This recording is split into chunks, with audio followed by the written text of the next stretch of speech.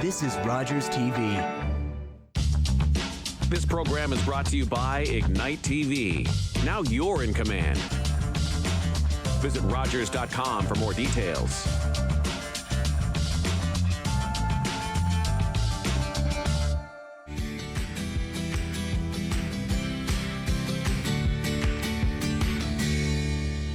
Hello, everyone, and welcome to another episode of Mom and Pop Eateries Grey Bruce. I'm your host, Rob Leonard. Our road trip continues. Last week, we were in Port Elgin talking to Lord Elgin Fish and Chips, and now we're going to take a little trip back north up along, I guess that's a Sauble Parkway, I guess it's called. Anyway, we're going to head north back to Sauble Beach, and I got to tell you right now, I'm getting close to retirement age, and I have said for I don't know how many years, if I'm going to retire, I would love to retire at Sauble Beach. But there's one location in particular that I just absolutely love, and it's a Sola's Grill is there right now. So you may have to move out of there, Anita Maahs, in order for me to get my retirement wish. Welcome to the show. Thank you. And as I said, you've got a beautiful spot right there, and you know I can just picture it now, looking out from your patio, a perfect view of the beach. You're right beside the water, and for many years, I guess it was known as lobbies for a lot of years, but I would sit on that patio, have a bite to eat, have a drink, go running in the water, get cooled off again, come back up on that patio and finish my drink. It's just such a beautiful Seems to be spot. the thing to do. It is a very lovely spot. I'm very fortunate to be here. And this is my fourth season, so it's been good. It's a tedious summer, but it's worth it, you know. So it's been a great place. I've really enjoyed being here. That was going to be my question, just how long you've been there. Yeah. And so this is your fourth season now. Yeah. And, you know, having a seasonal business has its, you're so dependent on the weather, so dependent on so many other things. Now this year, you're hit with COVID, this pandemic, and everything else that comes with it. How do you maintain your sanity? Well, it's been tough. I'm getting by. I know there's a lot of people out there that are in worse spot than I am. At least I'm able to have customers on my patio. So it's been tough. It's a struggle. It's a big concern, you know, because you've got a very short time to make a living, and with all the regulations, like I'm at half capacity on my patio, no inside. So it's worrisome.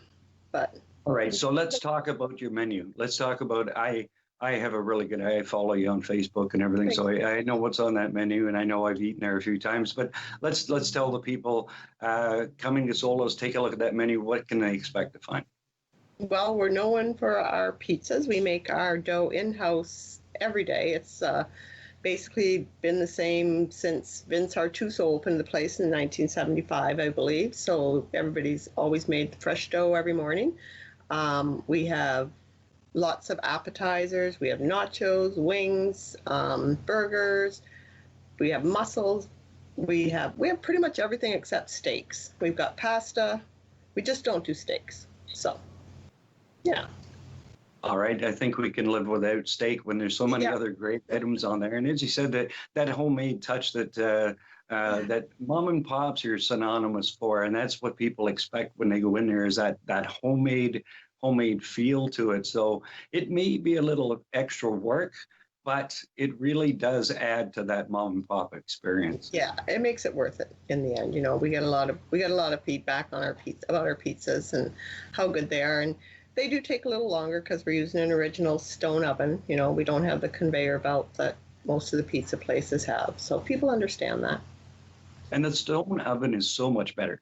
So much better than no offense to any other mom and pop that's maybe using a conveyor, but the stone oven, you can't beat it. No, makes a huge difference just on the quality of the product you're putting out. So, yeah.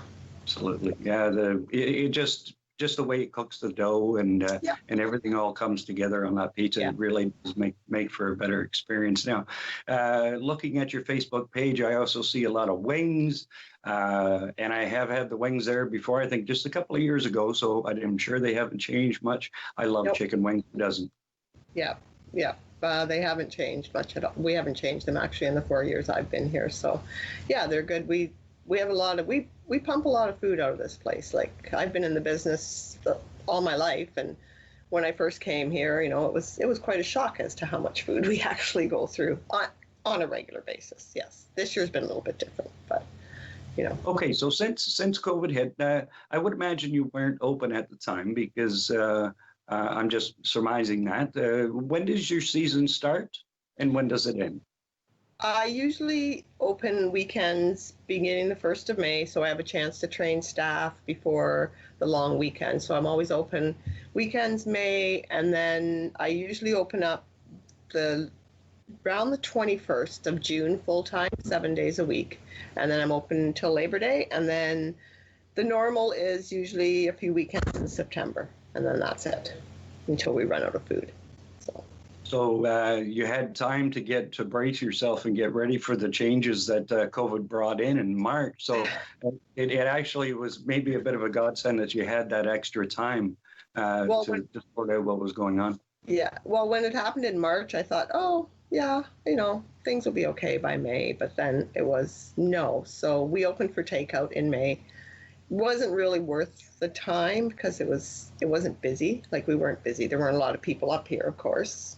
So, you know, and then once we did get to open the patio, that made a huge difference. So, but yeah, and it has for a lot of businesses, hasn't it? Actually, the place where I work, our business tripled once we were allowed to open the patio. Yeah, it's helped. I'm at about 30% of where I should be right now. So, I mean, you know, as far as sales and stuff go, but it's helped being able to be open anyway. So. Now, you've also had some issues, or a lot of issues, I guess, and the South Bruce Peninsula Council has, you know, they're doing what they feel is right, you know, for the municipality or for the town of Sauble Beach itself. But it really has made life difficult because, as you and I were discussing prior to going to tape here, that your season is short. You've only got a certain amount of time to make that money. Let's take Canada Day weekend, for example, where you could expect 60,000 people to the beach, and the decision was made to close the beach to any kind of traffic whatsoever. I can't imagine the impact that had on the businesses at Sauble. It's impacted us quite a lot. I know that I understand, like, I get it that, you know, we're trying to protect the locals. Most of our community are seniors, and I understand, you know, but in the same sense, we've got to make a living, and it's closing that beach has really, really hurt. It has hurt everybody, every business owner you talk to and stuff. So hopefully they'll change their minds, and, you know, if they get some rules and guidelines out there and people respect them, then maybe we'll get back to some kind of normal. Well, I believe it was announced that as of July 3rd, they're going to be opening the beach with less restrictions. I just quickly read it, but apparently they're going to allow people to, whereas you just had to walk through on the beach, they're going to allow towels, people to sunbathe on the beach with the social distancing. As of tomorrow? As of tomorrow, yeah. As of July 3rd is what I read. So I knew they were having a council meeting today. I was hoping that would be the decision. So maybe that's what they've decided. So, you know, I haven't heard. Well, I'm sure I will. I'm sure some of the business owners will be by to tell me if they've gone to. So. Hopefully, I just gave you some good news. Hopefully, that's fantastic news. That'll help. So. I did read it somewhere. Sorry, this is going to be this episode will be shown in I think it's going to be about 2 weeks. So you and I are talking on July 2nd. So, Okay. so, Oh, so great. just, That's great. so Yeah. yeah. So what I read today, and I Okay. couldn't find the article again. So I double checked it with someone, and that is the decision that was made by South Bruce. I knew that they were having an emergency council meeting this morning, and I was hoping that was the way they were going to go, because there has been quite an uproar from the businesses and stuff. And some of the the locals too, because of cottage rentals, everybody's affected. Everybody's affected. Nobody wants to rent a cottage if they can't go to the beach, right? So Exactly.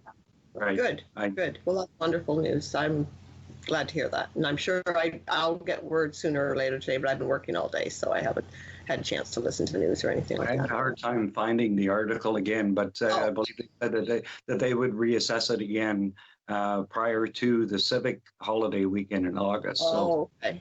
they're going to give you a reprieve for a while anyways. Yes. But Well, that'll help. That'll help.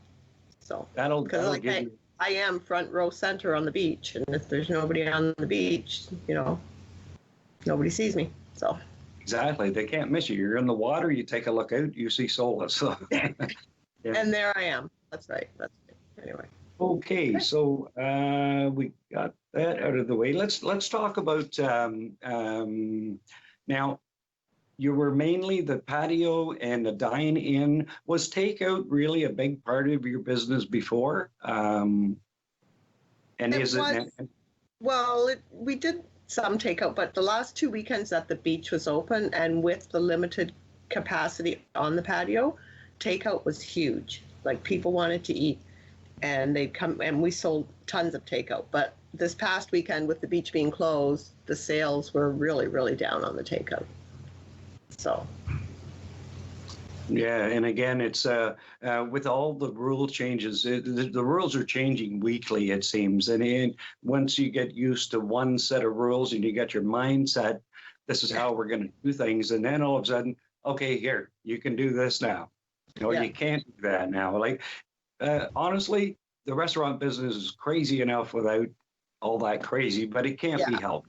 That's right. That's right. Yeah, with all that, like, now it's all the extra sanitizing, and like, you pretty much have to have one student just doing that, just sanitizing menus and condiment boxes and tables and chairs, and so we've been doing our best to keep up, and the customers have been fairly patient, so we're getting used to it. So now they're probably going to change things on us again soon. Well, and that's the thing too, right? It's like we're learning as restaurant owners, restaurant workers. Well, you want to convey the proper information to your staff, but then it becomes a retraining of the customer too, to try and get them to understand that, look, we have to do it this way. We have no choice. We already had a huge amount of, not restrictions, but mandated things that restaurants needed to do. Now, as you said, we've got all of this on top of it. That's right. That's right. It's been a bit of a nightmare in that respect, like just all the extra stuff that you have to do, and we're doing it. We're trying to keep it going, doing the best we can. So it has been. Sorry? It has been very tough. It has, very taxing on everybody for sure. I think my hair is just a little grayer than it was a couple of months ago, but at least I'm going to say that anyway. Okay, let's talk about staffing.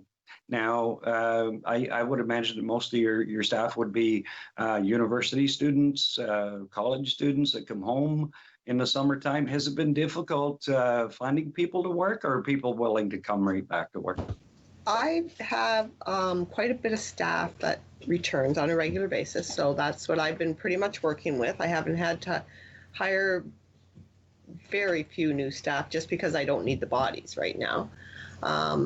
So I really don't know if it's hard finding staff right now or not, because I was fortunate enough this year that I didn't. I know I had a lot of applicants, but I didn't do any interviewing because of what happened. So I was pretty fortunate to be working with what I'm doing, but I do feel bad because normally I have at least 40 staff and I'm down to about 20. So, there's a lot of students out there that depend on summer jobs to get them through, and they're just not there, right? especially in the restaurant business. That's right. It's very difficult. I know that there was a shortage on staff really in the Bruce County area. I think Port Elgin, Southampton, they had a real crunch trying to find people to work. And I think in one case, the restaurant even had to close because it couldn't find people. Couldn't find people to work. So that's right. I've heard about that. Yeah, I heard about that. That it is hard. Like I struggle every year. I mean, I get a lot of city kids up here because their families have cottages, so they spend the summer. So they're looking for jobs for the summer. So I've been pretty fortunate over the last few years as far as finding staff. And that's a credit to you that they come back year after year or two as well, right? Yeah. So, yeah, what a great place to work. Especially working in that hot kitchen.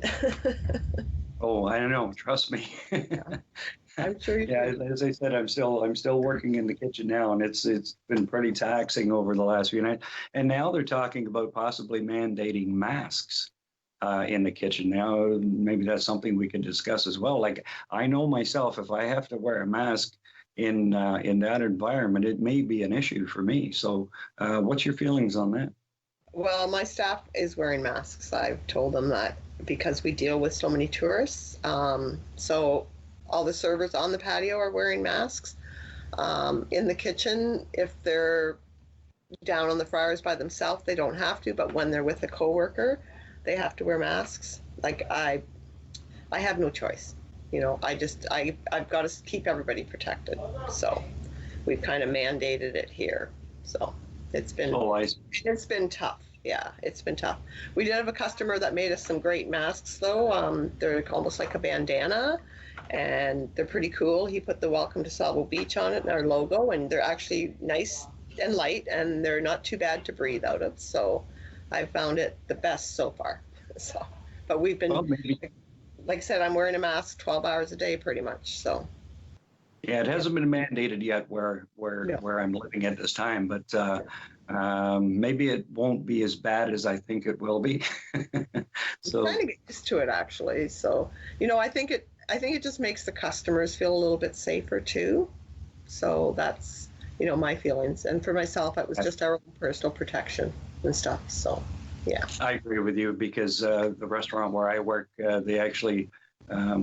Got a poor rating on the internet, and the reason was because they saw it wasn't in the restaurant I'm working in, but it's a chain restaurant, and because the cook wasn't wearing a mask that prepared their meal, the husband ate his, the wife didn't, but people are very, very delicate in this situation. Some people it doesn't bother them at all, but other people are just so afraid of this virus that they demand that you wear the mask. Yeah, I find the ones the skittish ones really aren't going to restaurants though.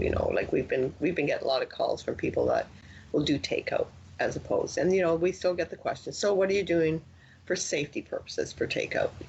Are you wearing masks, gloves, everything like that? So. Yeah, we're not wearing gloves, mind you, but we're sanitizing our hands and we're sanitizing our workspaces all the time. So. Yeah, and I totally get it. I completely understand it. I don't think that they've said that the gloves really don't do a lot of good because it's just going to stick to the gloves anyway, and it's just going to get spread around anyway. So True. It's better that you're not wearing the gloves. The mask, I totally get. So, all right, you said you've been at Solas for 4 years. Can I ask where you came from prior to Solas? Sure.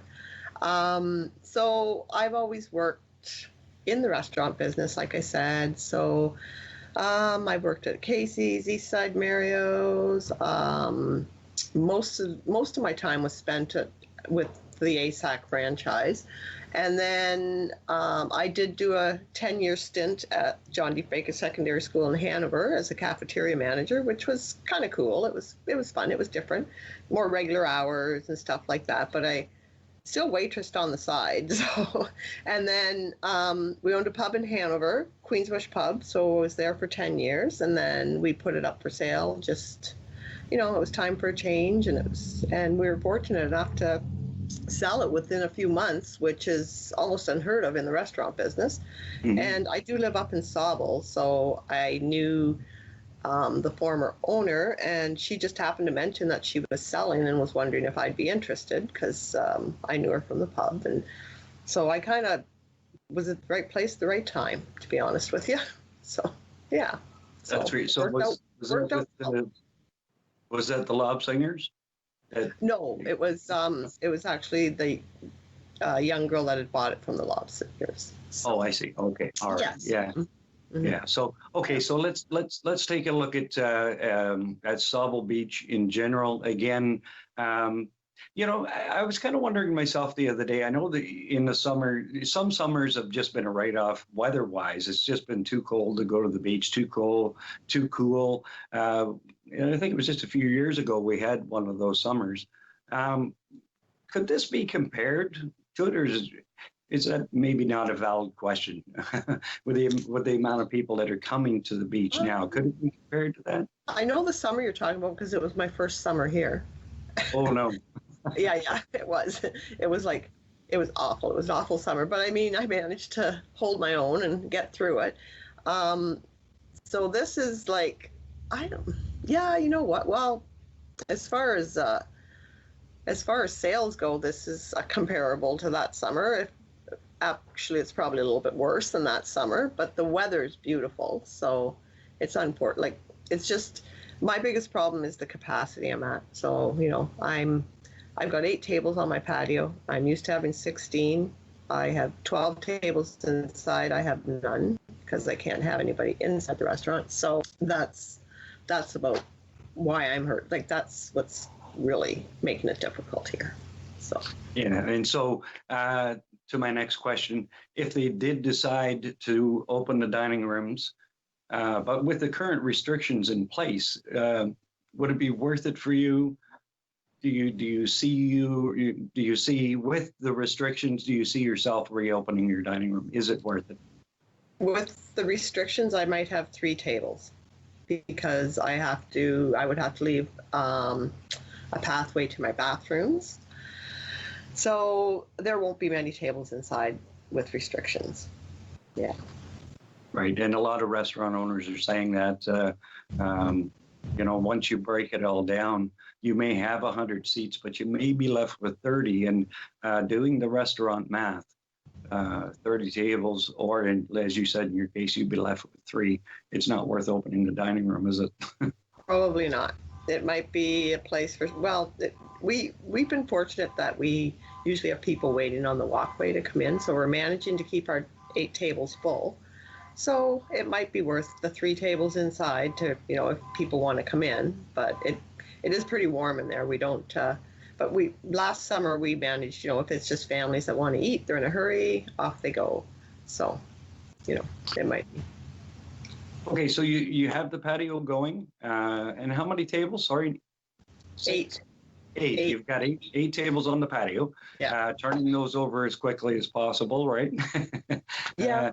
We do get the odd lingerer that likes to sit and watch the view, but everybody, 90% of the people have been very good about, eating and leaving and letting somebody else come up. So they understand that time is of the essence, and at least you would hope they would understand, because you need to flip those as many times as you can in the hours that you're open to make it worthwhile. That's right. So, yeah. And the takeout, of course, how is that going for you? Do you find it's doing well? Well, like I said, when the beach was open on those weekends that the beach was open, we were doing a lot of takeout, but now not so much. Now we're doing a bit, but not a lot. So I mean, if they are to open the beaches up again, that would be helpful, because there aren't a lot of places to eat in Sauble, so a lot of people would come up and get takeout and stuff like that. So yeah, so hopefully. Well, and really, the beach really took off. All of a sudden, this big, maybe about 5 years ago. 5 years ago, it just seemed like all of a sudden, just boom. Everybody was discovering Sauble Beach, and let's go back to the decision to close the beach. for the Canada Day weekend because of some bad apples and some people that didn't want to follow the rules. But that probably cost you. Well, they said 60,000 people were on that beach last Canada Day. There were 60,000 people that visited. How many would you estimated how many do you think were there this past weekend? Like yesterday on Canada Day? Or yesterday, sure, yeah. There was a few people around, but it was nothing like that. I don't know. They had a concert yesterday down by the Sauble Beach sign, so the road was closed. So we had a really slow day. So, and with nobody on the beach, it's really hard to say how many people were around. They said the downtown was kind of busy, but I would think, there might be a quarter of the people that there normally would be here. So the news coming out that they are going to reopen the beach, and there's going to be less restrictions on the people that are on the beach, at least, from what I read, that you can put a towel down, you can sunbathe, you can go in the water and swim as long as you're keeping social distancing. So, and that's going to be the litmus test leading up to the civic holiday weekend. So, are you going to go out there and make sure that people are doing that? Yeah. Go out there with a stick and beat them? I'd love to.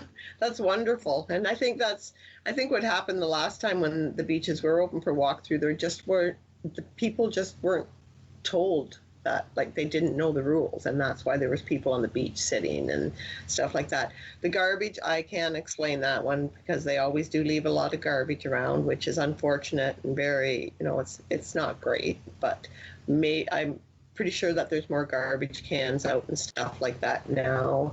And I know that I've seen a few porta potties along the beach, which will help because there aren't enough bathrooms for that many people. There just aren't. Like, we're a very small community. Yes, absolutely. We're all on septic still. So yeah, that's right. There really isn't. No, there really isn't it's not Wasaga Beach, which is. I think it's great in one way that it hasn't become a Wasaga Beach, but let's crystal ball and say, do you see Sauble Beach maybe one day being forced into growing like Wasaga Beach did? I don't know. I don't know if I do or not. Without waters and sewers, I can't see it. Like, I can't see, without the water and sewers, I can't see there being more businesses here and stuff. We just don't have the infrastructure right now. So, yeah. That's right. So, yeah. And I hope not. I hope it doesn't turn into a Wasaga Beach, to be honest with you. There's a lot of people here, I'll tell you that much. So, I totally agree with you on that. Sauble Beach is, as I said at the start, and it wasn't just, I'm not just talking, it is one of probably my favorite place on this earth is Sauble Beach. And we're just about done here for this half hour, Anita. I want to thank you so much for being here. And again, I wish the people of Sauble Beach, the businesses of Sauble Beach, all the best, trying to encourage people as much as I can to get them out there and to get them spending their dollars out there with you hardworking folks. And again, I wish you all the best. And thank you for doing this. Well, thank you very much, and thank you for the good news. I'm sure I'd hear it when I got home when I'm watching the news, but thank you. That's at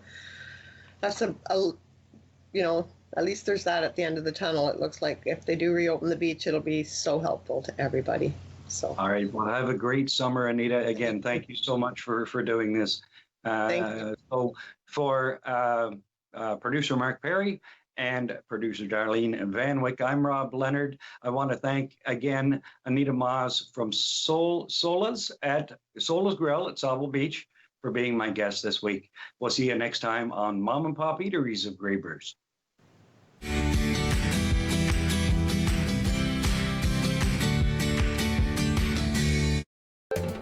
Call the Rogers TV viewer response line, email us, or connect with us on social media.